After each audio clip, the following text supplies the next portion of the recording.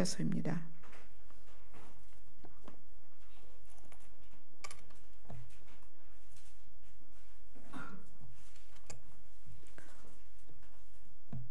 스가랴서 13장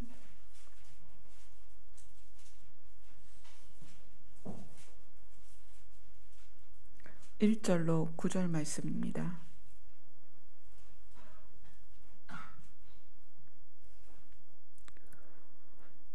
같이 읽겠습니다. 시작. 그날에 죄와 더러움을 씻는 셈이 다윗의 족속과 예루살렘 주민을 위하여 열리리라. 만군의 여호와가 말하노라. 그날에 내가 우상의 이름을 이 땅에서 끊어서 기억도 되지 못하게 할 것이며 거짓 선지자와 더러운 귀신을 이 땅에서 떠나게 할 것이라. 사람이 아직도 예언할 것 같으면 그 낳은 부모가 그에게 이르기를 내가 여호와의 이름을 빙자하여 거짓말을 하니 살지 못하리라 하고 낳은 부모가 그가 예언할 때에 칼로 그를 찌르리라. 그날의 선지자들이 예언할 때에 그 환상을 각기 부끄러워할 것이며 사람을 속이려고 털옷도 입지 아니할 것이며 말하기를 나는 선지자가 아니요 나는 농부라. 내가 어려서부터 사람의 종이 되었노라 할 것이요. 어떤 사람이 그에게 묻기를 내 두 팔 사이에 있는 상처는 어찌 됨이냐 하면 대답하기를 이는 나의 친구의 집에서 받은 상처라 하리라. 만군의 여호와가 말하노라. 칼아 깨어서 내 목자 내 짝된 자를 치라. 목자를 치면 양이 흩어지려니와 작은 자들 위에는 내가 내 손을 들이우리라. 여호와가 말하노라. 이 온 땅에서 3분의 2는 멸망하고 3분의 1은 거기 남으리니 내가 그 3분의 1을 불 가운데 던져 은같이 연단하며 금같이 시험할 것이라. 그들이 내 이름을 부르리니 내가 들을 것이며 나는 말하기를 이는 내 백성이라 할 것이요 그들을 말하기는 여호와는 내 하나님이시라 할 것이라. 아멘. 오늘 부분은 이렇게 시작이 됩니다. 죄와 더러움을 씻는 셈이 다윗의 족속과 예루살렘 주민을 위하여 열릴 것이다.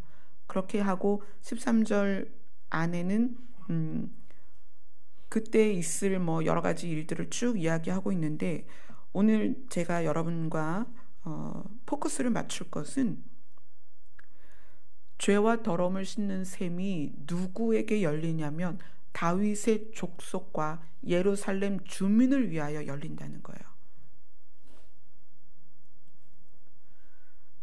다윗의 족속과 예루살렘 주민은 누구일까요? 다윗의 족속은 말 그대로 다윗의 혈통에 있는 사람들입니다. 유대인들이고 하나님이 선민으로 선택한 이스라엘 백성들입니다. 그러면 이 말씀에 대하여 우리가 우리에게 적용할 때 우리는 1차적으로는 그 자격이 되질 않아요. 우리는 유대인도 아니고 이스라엘 백성이 아닙니다. 우리는 하나님이 선택한 선민이 아니에요. 다윗의 족속이 우리를 향하여는 뭐라고 말하냐면 이방인이라고 부릅니다. 우리는 이방인이에요. 이방인인 우리가 죄와 더러움을 씻는 셈이 열렸을 때 그것에 대하여 어떻게 적용받을 수 있느냐는 거예요. 죄와 더러움을 씻은 자만이 하늘의 열린 문으로 들어갈 거 아닙니까?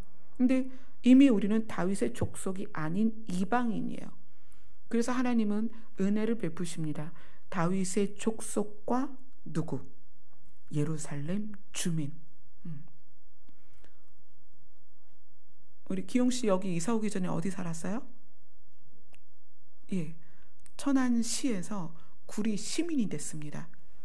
구리 시민이 되는 방법은 그죠? 거주지를 옮기는 거예요.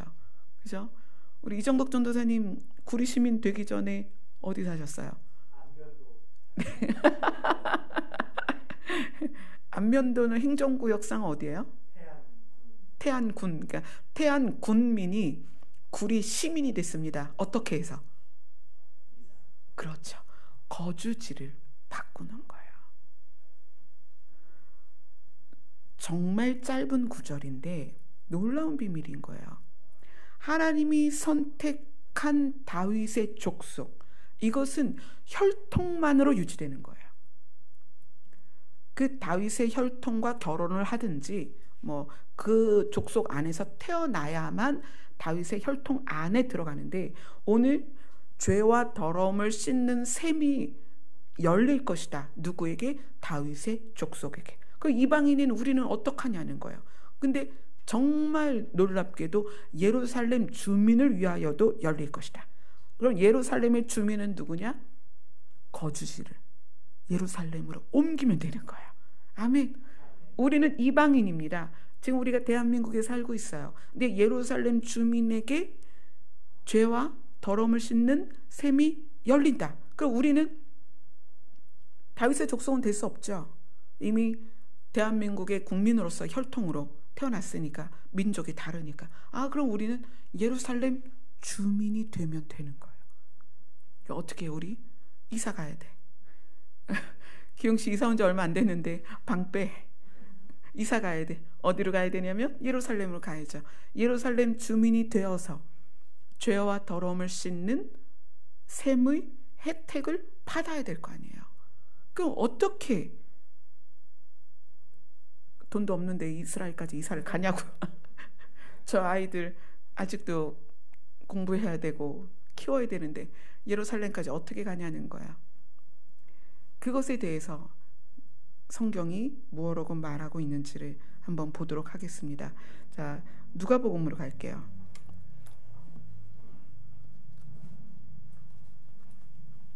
누가복음 11장입니다.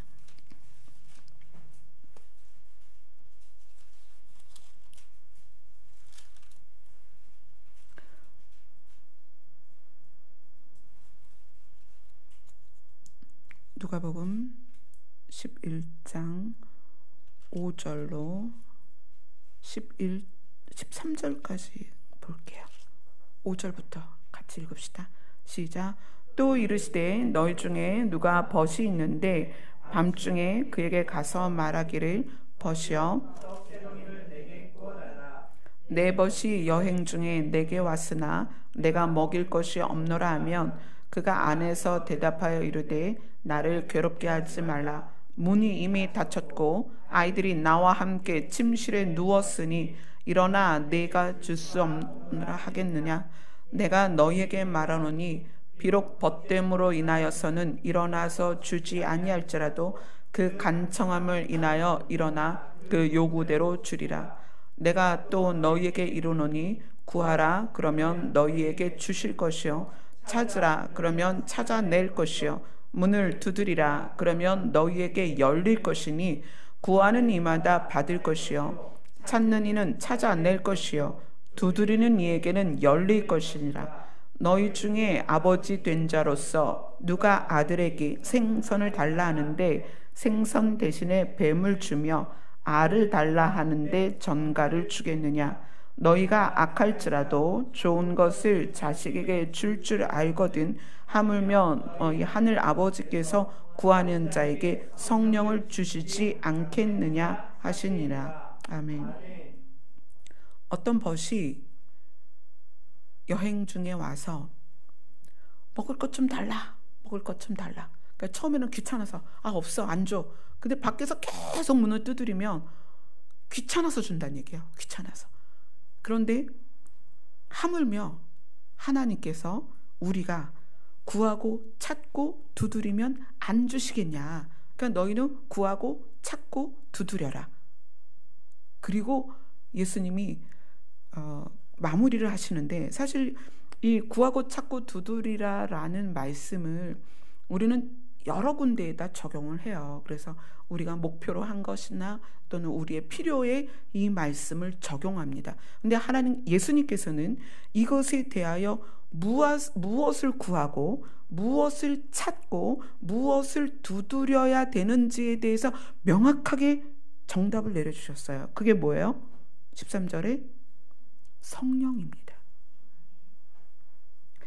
구하고 찾고 두드리는 것에 대해서 저도 그럴 때가 있었어요. 뭔가 필요가 생겼을 때 구하고 찾고 두드리면 하나님이 주신다고 하니까, 그래서 막 그거 달라고 엄청 구하고 막 그럴 때가 있었고요. 근데 이 말씀을 통해서 그게 성령이구나.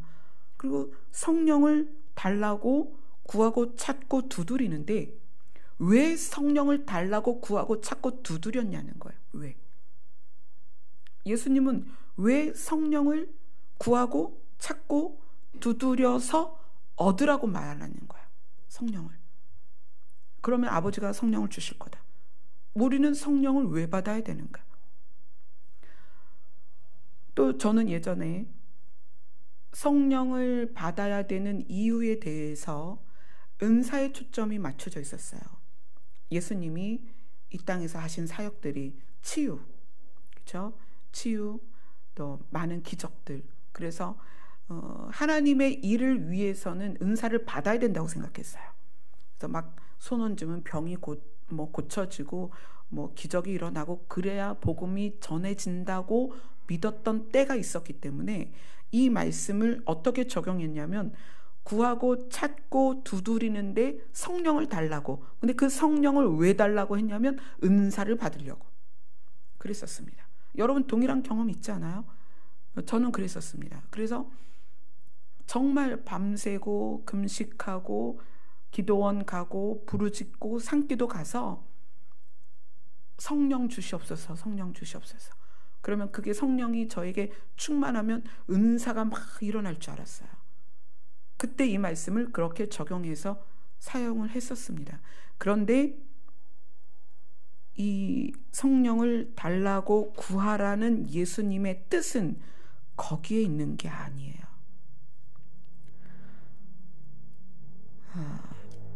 우리가 주일날 말씀을 보면서 어디 말씀을 봤는지 기억나세요? 로마서를 봅시다. 로마서 14장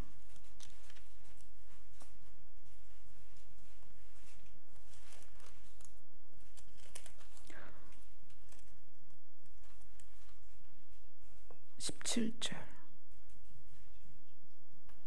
로마서 14장 17절입니다. 같이 읽겠습니다. 시작. 하나님의 나라는 먹는 것과 마시는 것이 아니요 오직 성령 안에 있는 의와 평강과 희락이라.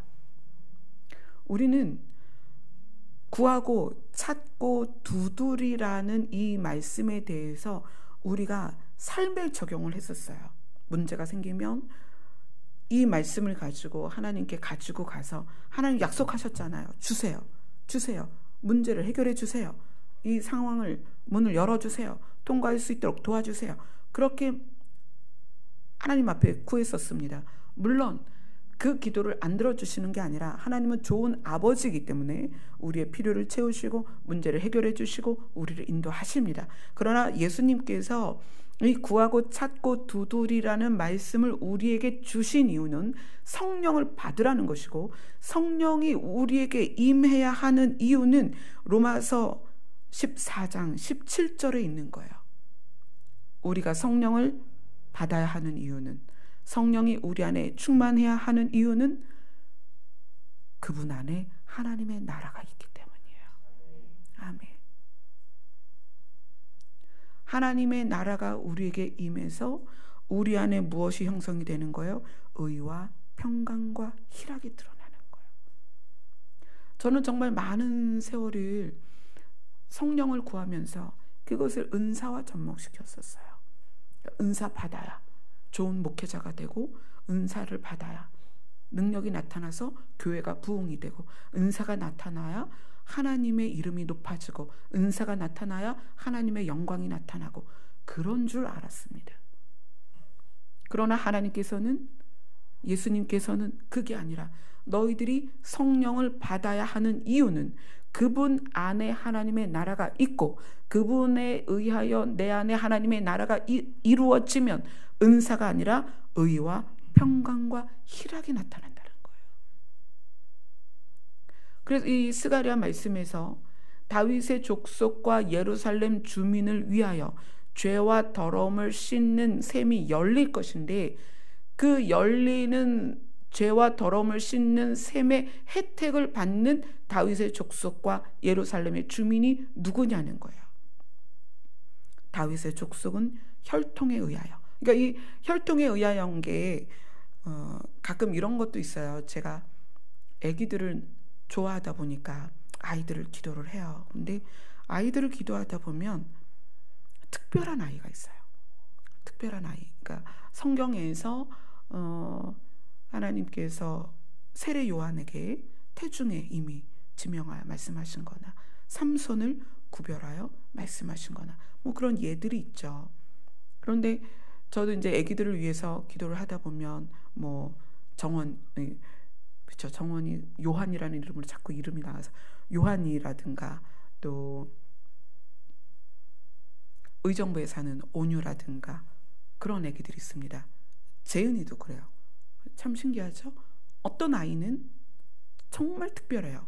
애기인데 그 아이에 주목하시고 그 아이를 향해서 계획하시고 이런 것이 특별한 애기들이 있어요.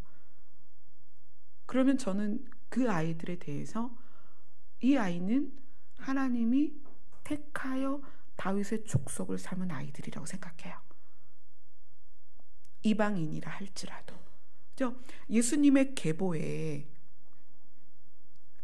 아담과 하와로부터 시작한 예수님의 계보에 이방인이 있어요, 없어요? 있죠. 이방인이 있습니다. 그것처럼 현재도 이방인 가운데서 하나님이 특별히 선택한 생명이 있다는 거예요. 그래서 그들에게는 정말 놀라운 은혜를 주십니다. 재은이 기도하다가 제가 깜짝 놀랐잖아요. 재은이 송구영신 때 기도해 주는데 그때였나요? 아니었다. 여기 강단 앞에 애기들 예배 드릴 때 그때 기도할 때 하나님께서 재은의 입을 통하여 선포하실 것이다.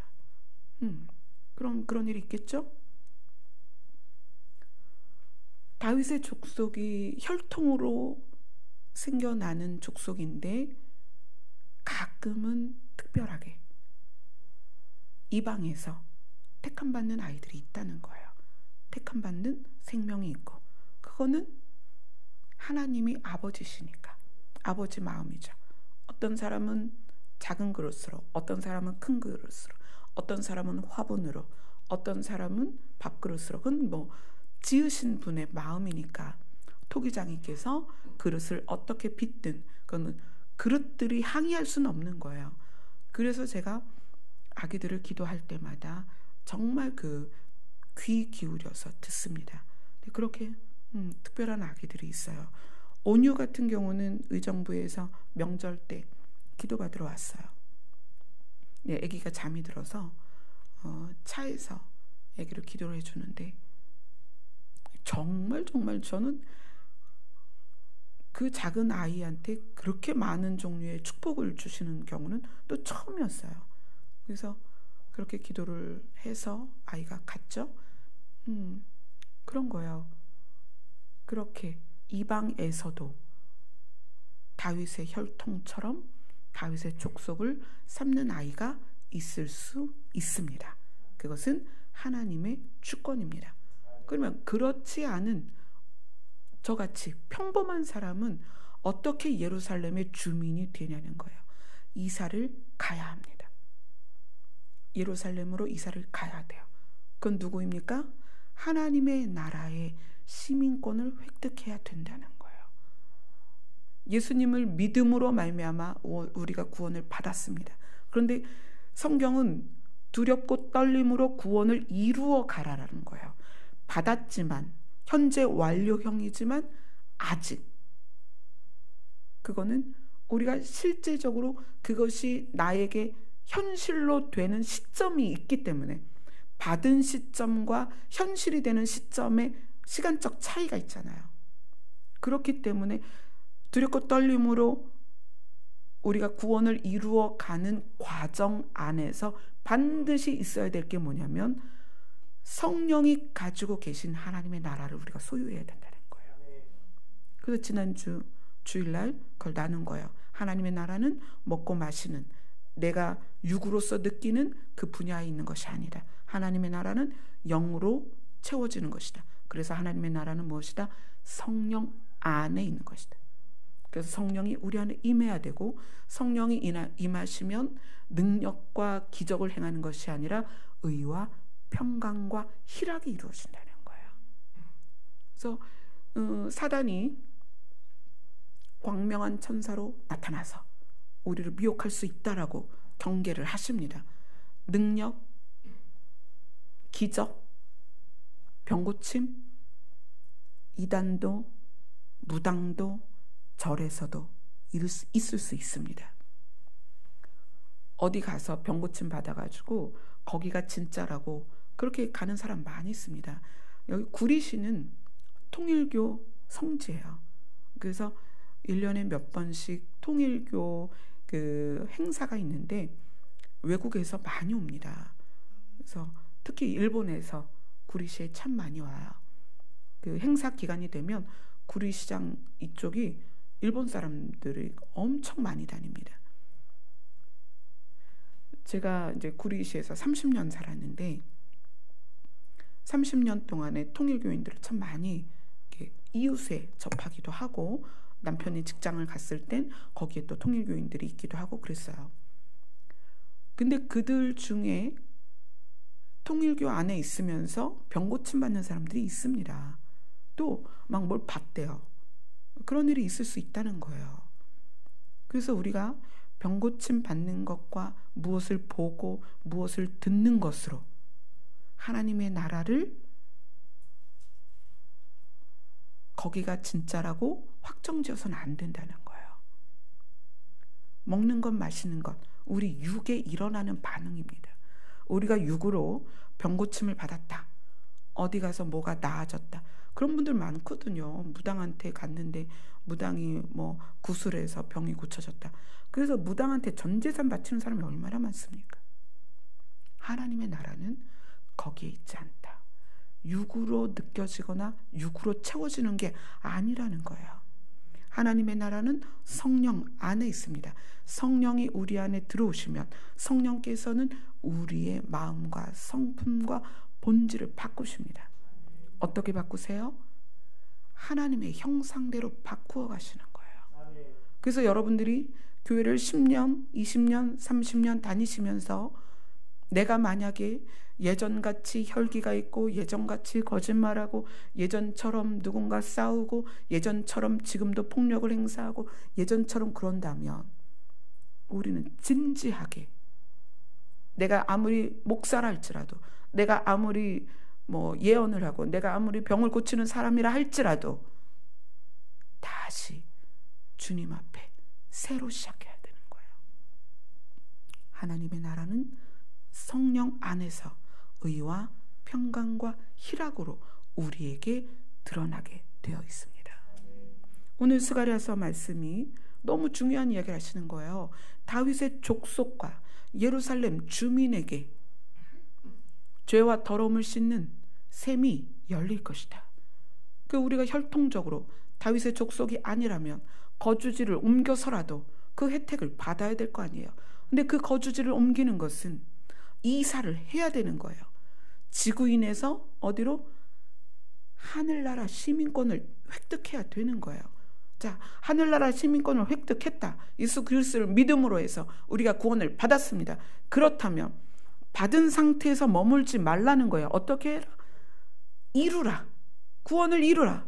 너희들이 힘쓰고 애쓰고 열심으로 구원을 이루라. 왜냐하면 받은 구원과 이루어지는 구원 사이에는 시간적 차이가 있기 때문에 그래요.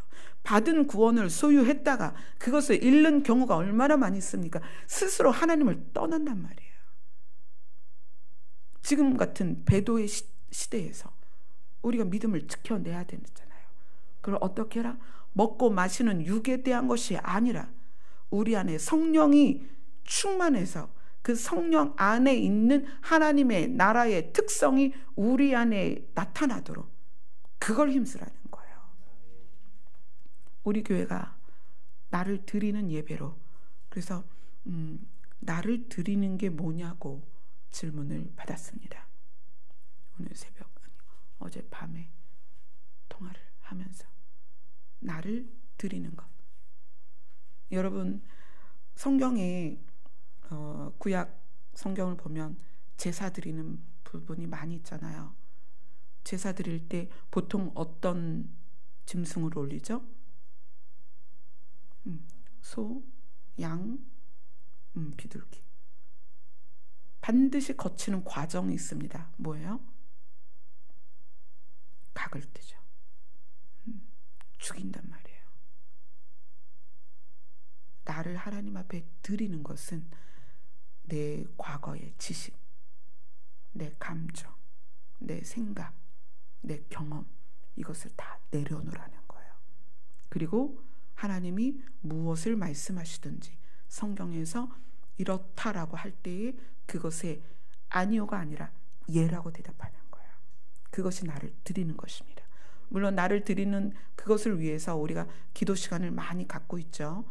그 기도 시간이 뭐냐면 결국은 내 거를 버리는 거예요. 내가 죽는 거예요. 누구만? 내 안에 주만 살아서 예수 그리스도의 통치를 받는 것. 그게 나를 드리는 거예요.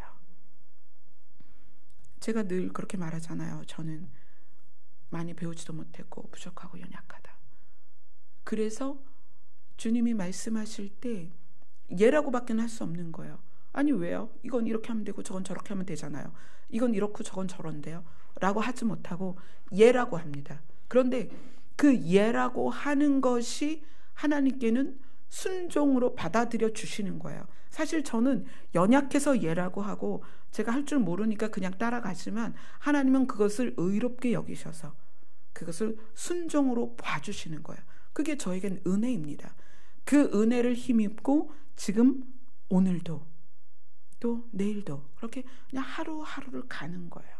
저에게 무슨 비전이 있거나 목표가 있거나 그렇지 않습니다. 제가 뭐 무슨 청사진을 그리거나 계획이 있거나 뭐 7년 계획, 5년 계획 막 이런 프로젝트가 있잖아요. 저한테는 그런 게 없어요. 그냥 오늘 하루 가는 거예요. 혹시 감동을 주시면 네 하고 가는 거예요. 내일도 그래요.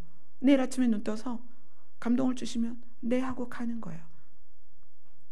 연약함에 의해서 네라고 하지만 그것을 순종으로 여기시고 기뻐하시는 하나님께서 최종적으로 우리에게 주시고자 하는 게 뭐냐는 거예요. 그것이 하나님의 나라입니다. 아멘. 그런데 오늘 본문에서 다윗의 족속과 예루살렘 주민에게 그 죄와 더러움을 씻는 셈이 열리고 그 혜택을 받고 하나님의 나라에 들어간다는 거예요. 문이 열린다는 거예요. 근데 오늘 예수님께서 구하고 찾고 두드리면 그 문이 열릴 것이다. 그리고 어떻게? 성령을 너희에게 주실 것이다. 우리 주일 본문처럼 그 성령 안에 하나님의 나라가 있다. 그 하나님의 나라는 어떻게 드러나느냐? 은사와 기적으로 드러나는 것이 아니라 의와 평강과 희락이다. 아멘. 그래서 여러분들이 이것이 앞으로 신앙생활 하면서 여러분의 신앙의 기준이 되었으면 좋겠어요.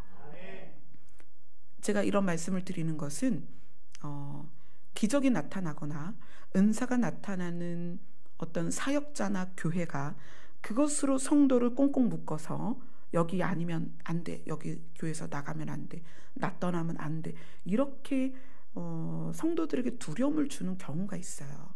상담을 하다 보면. 그래서 제발 여러분들은 그러지 마시라는 거예요. 제가 예를 들어서 지하교회에 있을 때 봤던 비전처럼 기적이 나타나서 우리 교회 안에 기적이 일상으로 난다 할지라도 그것은 그냥 그 기적을 체험해서 하나님을 영접해야 하는 그 사람에게 유익을 주기 위함이지, 그 기적으로 제가 여러분을 묶거나 잡거나 헌금을 강요하거나 희생을 강요한다면 그건 제가 잘못되는 거예요. 여러분, 절대 육으로 먹고 마시는 것이 하나님의 나라가 아니다. 나타나는 기적, 이적, 그런 거에 여러분 매이지 마세요. 그게 하나도 안 나타나도 의와 평강과 희락이 하나님의 나라의 증거입니다. 그래서 자기 자신이 뭐 신앙생활을 이렇게 했는데 나는 방언도 못 받았어요. 뭐 환상을 본 적도 없어요. 하나님 음성을 듣지도 못해요. 저는 은사도 없어요. 그러지 않으셔도 됩니다. 여러분 안에 의와 평강과 희락이 있다면 그것이 하나님의 나라의 다스림 안에 있다는 표현이에요. 아멘. 우리가 매일매일 살아가면서 구하고 찾고 두드리되 무엇을 구하고 찾고 두드리느냐? 성령을. 네.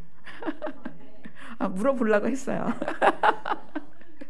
물어보려고 했는데 대답해서 칭찬합니다. 그래서 우리 교회 공동체는 육으로 드러나는 그런 거에 집중하지 않았으면 좋겠어요. 우리가 더 깊이 하나님의 형상을 회복해서 그것이 하나님의 형상이 우리의 성품으로 드러나는 그런 교회가 됐으면 좋겠어요. 우리가 전부 의와 평강과 희락이 가득하면 우리 교회 얼마나 사랑스럽고 예쁘고 따뜻하고 기쁘겠어요. 그죠? 그러한 여러분이 가정으로 돌아갔을 때 그 가정이 에덴 동산이 되는 거예요. 아멘. 우리 다 그런 사람이 되었으면 좋겠습니다. 아멘. 우리 찬양합시다.